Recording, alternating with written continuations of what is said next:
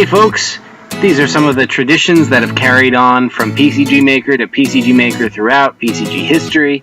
I just wanted to share them with you guys. You can use them in your own games if you want, or you can completely disregard them, that's up to you. So let's get on with it. These are the top 5 PCG traditions. Number 5, inventory with an E. When we first started making PCGs, we were little kids, and Chris didn't know how to spell, so he wrote inventory with an E.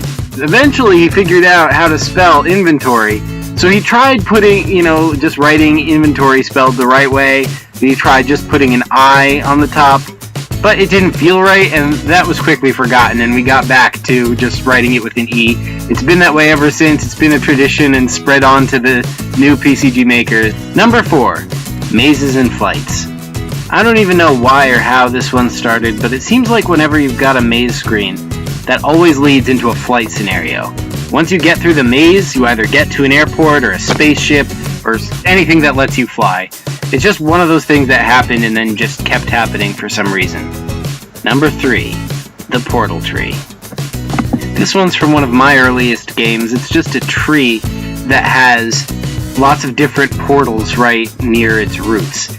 This shows up in games all over the place, from usually in mazes, there's usually just a tree with some portals at its base. They go into all different places. Some of them lead to death traps. It's just a fun thing for the player to experiment with. Number 2, the fat guy. This guy is just trying to block the corridor that you're trying to get through, and it's always a different puzzle. Sometimes you have to trick him into eating Slim Fast so he, shrinks and gets out of the way.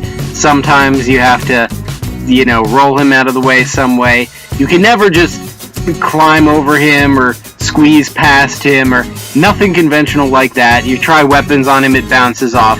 Nothing works. He is one of the most frustrating puzzles ever in any PCG, and somehow he's also one of the most enduring puzzles. Every PCG maker has incorporated the fat guy in one way or another. He keeps popping up. He will not go away because he does not want you to get through that passages. This guy genuinely loves blocking your way. Number 1, save game.